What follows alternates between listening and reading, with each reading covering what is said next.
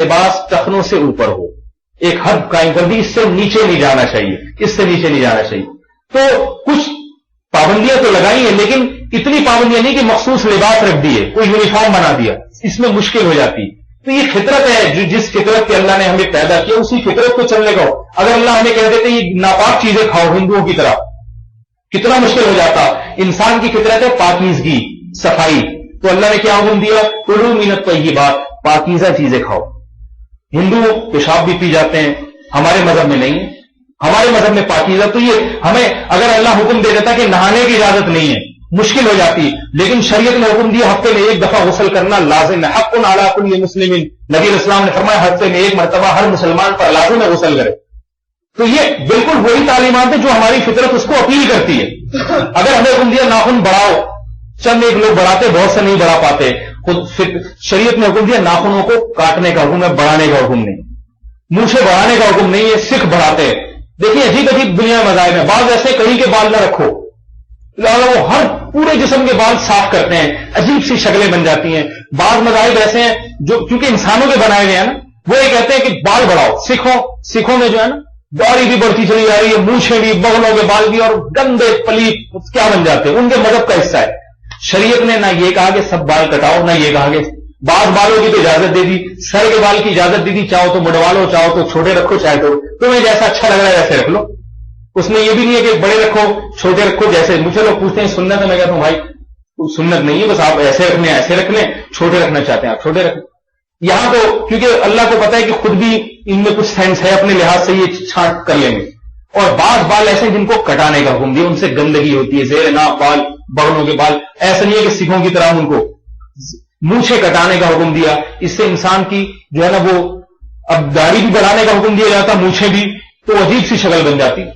تو شریعت نے حکم دیا کہ داڑھی بڑھاؤ، یہ مرد کی زینت ہے، مونچھیں کم کرو. دونوں ہی چیزیں بڑھ جائیں گی پھر تو عجیب سا بن جائے گا.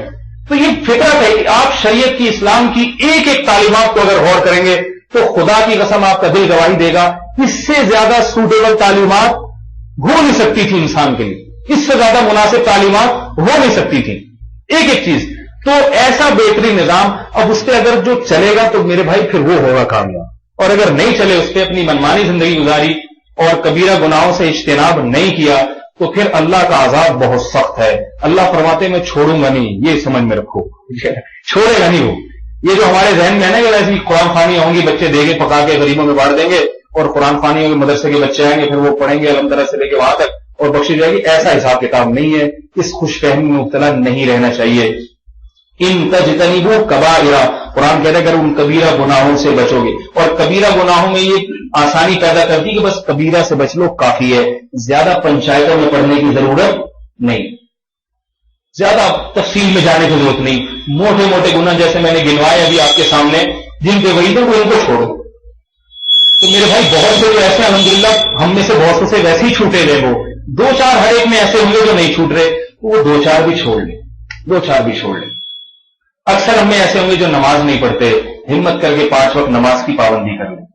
دیکھیں اپنی جاب کے لیے بھی تو 8-8 10-10 گھنٹے لگاتے ہیں، 15 منٹ 5 ٹائم اگر مسجد میں لگا دیں ہمت کر کے، اور تھوڑے دن تک مجاہدہ ہوگا، اس کے بعد عادت پڑ جائے گی. جس کو نماز کی عادت پڑ جائے اسے آپ 1 کروڑ روپے بھی دینا کہ تو چھوڑ دے نماز، نہیں چھوڑے گا. کہ 1 کھرب روپے دے گا نہیں چھوڑو، عادت پڑ جائے گی.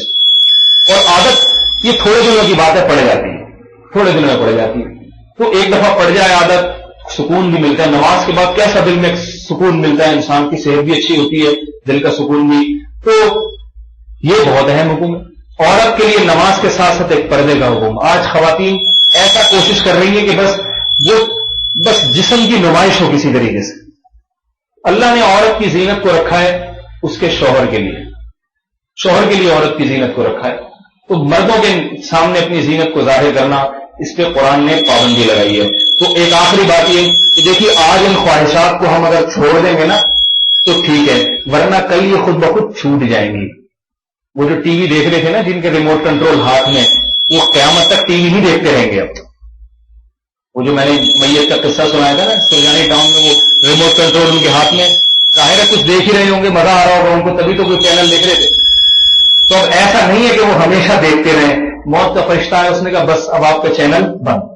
تو ہماری مرضی چاہے تو सारा दिन टीवी देखते रहे, फिल्में देखते रहे, ड्रामे देखते रहे, उसमें चाहे तो लड़कियों से दोस्तियां करते रहे, उनसे एक एक आधा आधा घंटे मोबाइल पे, जैसे आज के जहां भी जाओ कोई लड़ा होगा एक लड़की से बात कर रहा हूं, जिसके पास भी जाओ बात कर रहा होगा किसी लड़की से, दिल बहला रहा है। तो अगर ये हमेशा होता रहता ना, हमेशा, फिर तो बहुत अच्छा है। हम भी पगड़ी वगड़ी उतार के यही काम करते थे, ठीक है, सारी दुनिया से यही काम करती। तो लेकिन बात असल में यह है कि ये हमेशा रहेगा नहीं, एक वक्त आएगा कि ये सब चीजें आपसे छीन ली जाएंगी, मोबाइल भी, इजी लोड भी, गर्लफ्रेंड भी। किसी ने पूछा ना कि जवानी में और बुढ़ापे में क्या फर्क है, तो बताने वाले ने बताया कि जवानी में मोबाइल में हसीनों के नंबर होते हैं और बुढ़ापे में हकीमों के नंबर होते हैं, ठीक है। बुढ़ापे में नहीं हो, बुढ़ापे में ये लड़कियां खुद छोड़ छाड़ के भाग जाएंगी, और जो लड़कियां ऐसे दोस्तियां लगा रही हैं उनको लड़के भी नहीं मिलेंगे जब बूढ़ी में हो जाएंगी। वो बुढ़ापे की सलवटें चेहरे पे आना शुरू होती हैं, बड़े बड़े अदाकारों फनकारों को लोग भूल जाते हैं, जिनके माजी में बड़े किरदार थे, बड़ी कामयाब फिल्में उन्होंने जनाब रिलीज हुई थी, उनको भूल जाते हैं, बुढ़ा हो गया छोड़ो इसको। वो भी कोशिश करते हैं कि प्लास्टिक सर्जरी करवा के चेहरे की सलवटें बचाएं, अपने आप को ये बताएं कि हम बूढ़े नहीं हुए, लेकिन फितरत चीख चीख के पुकार रही होती है बूढ़ा हो गया है, बूढ़ा हो गया। ये काले करवाए गए बाल, इसमें काले करवाए गए, इसमें बाल है नहीं कि काला कोला लगा रहा है, बल्कि बाल ही नहीं है, इस उम्र में बाल नहीं रहते, ये बाल मसनू लगाए गए। कब तक बचाएगा अपने बुढ़ापे को? दांत मसनूई एक एक लगना शुरू होता है, फिर वो प्लास्टिक सर्जरी से चेहरे की सलवटें जो है ना वो दूर होती हैं। मुझे किसी ने बताया कोई बहुत मशहूर अदाकार है, तो वो अपना गिरबान हमेशा बंद करके रखता, बूढ़ा हो गया वो, क्योंकि वो चेहरे की तो उसने कहते प्लास्टिक सर्जरी करवा दी, पूरे जिस्म की तो करवा नहीं सकता, तो वो गर्दन और यहां की सलवटें जो है ना वो नजर आती हैं, वो रटती हुई खाल। तो मुझे किसी ने बताया कि वो हर वक्त अपना गिरबान, क्योंकि वो चाहता है कि मैं अभी भी वैसे ही रहूं जैसे पहले, वैसे मेरे भ्रम है, वैसे ही लोग मुझ पर मरेंगे, वो बड़ा इतना हीरो है और ऐसा फलाना। कैसे रहेगा मेरे भाई?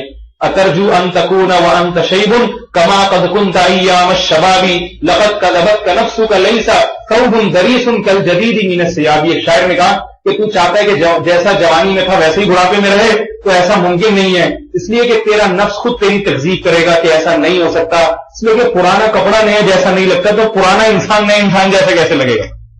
तो वो प्लास्टिक सर्जरी करते करते फिर बिलाखिर मौत आके कबाड़ा ही कर देती है उसको। मौत मर गया, अब इसको जरा चमका के दिखाओ, मर गया, मुर्दा हो गया, वो मौत तो बिल्कुल ही कबाड़ा कर देती है। तो मेरे भाई कबाड़े की तरफ हम सब जा रहे हैं, इससे पहले कि हमसे ये सारी ख्वाहिशात छीन ली जाएं कुदरत की तरफ से, हम अपनी मर्जी से अगर छोड़ देंगे तो फिर अल्लाह इस कुर्बानी की बहुत कदर करेगा। देखो इब्राहिम अलैहिस्सलाम ने अपने बेटे को ज़बह करने के लिए लिटाया था, अल्लाह ने कितना उनका कुरान में जिक्र किया और कैसा नवाजा, जन्नत के सरदारों में बना दिया उनको, क्योंकि अल्लाह के यहां कुर्बानी की बड़ी कदर है। आज आपका दिल चाह रहा है, आंखों में बिनाई है, कोई जवान लड़की गुजरती है करीब से देखने का दिल चाहता है, आज अल्लाह की खातिर अपनी ख्वाहिश को कंट्रोल कर लें, नजर झुका लें, इस एक झुकाने पर अल्लाह बहुत नवाजेगा, क्योंकि वो बड़ा कदरदान है। वरना कल नजरें खुद ब खुद कमजोर होंगी, यही नहीं पता चलेगा सामने से गुजरा कौन है, इतने मोटे मोटे चश्मे लगे हुए होंगे, और फिर वो भी नहीं रहेगा, मुर्दे को तो कुछ नहीं पता चलता कि क्या हो सामने। तो वतनाहुम यंजुरून इलैका व हुम ला युबसिरून, अल्लाह फरमाते तुम्हें ऐसा लगता है जैसे ये तुम्हें देख रहे हैं, हालांकि ये देख मुर्दा ऐसा लगता है हमें देख रहा है, लेकिन वो बेचारा देख नहीं रहा होता, तो कुछ भी नहीं बेचारे को पता चल रहा होता। तो दुनिया जवाल का शिकार हो रही है, आहिस्ता आहिस्ता मौत की तरफ जा रही है। इससे पहले इंसान, शरीयत ने तरक्की से नहीं रोका, याद रखिए, शरीयत हमें लगाम दे रही है, बस लगाम, कि यहां ये तरक्की गलत, ये वाली, यहां ये हराम है, इससे बचो, जायज तरक्की में आगे बढ़ो। तो ये दौलत कमाने से नहीं रोका, कमाओ जितनी कमा सकते हो हलाल तरीके से, हराम की तरफ कदम ना बढ़ाना। पर तालीम से नहीं, बल्कि तालीम की तरगीब है शरीयत में, तालीम हासिल करो, मगर तालीम के लिए नाजायज काम ना करना। तो मेरे भाई ये हमें करना पड़ेगा अगर हम मुस्तकबिल में कामयाब होना चाहते हैं, और ये सोच के हमें ये इसकी हिम्मत मिलेगी कि ये सारी चीजें मौत, अक्सरू मिन ज़िक्री हाज़िमिल लज़्ज़ात अल मौत, हदीस में आता है, जो तुम्हारी लज्जतों को खत्म कर देने वाली चीज है मौत, उसको कसरत से याद करो, उससे आंखें बंद ना करो। हम आंखें बंद करके बैठे हुए हैं, नतीजा ये निकला है कि हमारी आंखें बंद करने से मौत आंखें नहीं बंद करने। तो सोचना चाहिए, जहां बाजारों में जाते हैं ना, शॉपिंग सेंटरों में, और शॉपिंग सेंटरों की रंगरलियां देखते हैं, वहां उसी दिन कब्रिस्तान भी चले जाया करेगा। लोग ईद की रातों में बहुत जा रहे थे हैदरी और तारिक रोड में, उनसे कहता हूं ठीक है चक्कर लगाएं हैदरी का, لیکن ایک چکر واپسی پہ یہ جو قبرستان ہے نا، یہ کیا نام ہے اس کا، یہ 12 راستے میں صفی حسن کا قبرستان پڑتا ہے، ذرا وہاں سے آئے گا تو پھر آپ کو دنیا یہ بھی بتائے گی کہ یہ بھی ہے، یہ بھی. اور حیدری کا تو یقین نہیں ہے کہ ہر آدمی حیدری میں دکان بنا سکتا ہے یا شاپنگ کر سکتا ہے، نہیں کر سکتا. یہاں کا یقین ہے.